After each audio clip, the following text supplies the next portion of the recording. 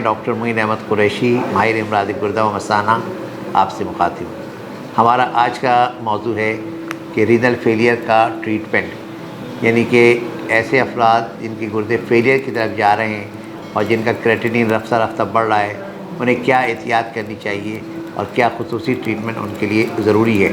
इसमें से सबसे अहम बात यह है कि जिनका क्रेटिनिन बढ़ रहा है तो इसका मतलब ये कि उनको देखना पड़ेगा कि उनका यूरिन कितना बन रहा है, और जितनी मकदार में यूरिन बने उसी लिहाज से उनको अपने फ्लूइड का इंटेक रखना पड़ेगा। उसका फार्मूला ये है कि पिछले 24 घंटे में देखा जाए कि कितना यूरिन आउटपुट हुआ है, उस यूरिन की मकदार, उसमें आप 500 जो बेसिक ज़रूरत है उसको जमा कर लें, तो अगले 24 घंटे में इतना फ्लूइड वो पर्सन ले सकता है, चाहे वो किसी भी शक्ल में हो, पानी हो, चाय हो, दूध हो।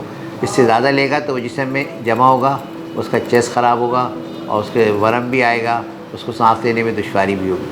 और इस फार्मूले के तहत फ्लूइड इंटेक को कंट्रोल में रखेंगे तो उसकी वजह से वो एक सेहतमंद ज़िंदगी गुजार सकते हैं। फिर जो क्रेटिनिन बढ़ता है उसकी बड़ी वजह हमारे यहाँ रेड मीट का बहुत ज़्यादा इस्तेमाल है, तो ऐसे मरीज़ों को फिर रेड मीट इस्तेमाल नहीं करना, वो मुर्गी और मछली इस्तेमाल कर सकते हैं ताकि रेड मीट का वजह से क्रेटिनिन जो है वो ना बढ़े।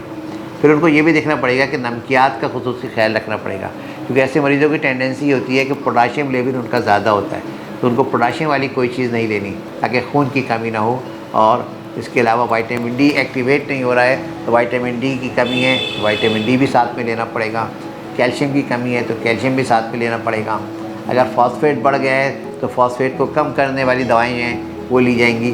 तो गर्ज ये कि आप गुर्दे के माहिर से मशवरा करना पड़ेगा, उसके हिसाब से अपना एक ट्रीटमेंट सेट करना पड़ेगा, उस ट्रीटमेंट के पास सख्ती के साथ अमल करना पड़ेगा।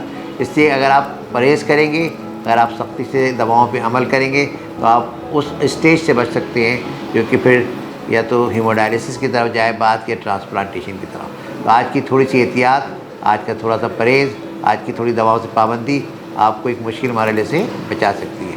बहुत शुक्रिया।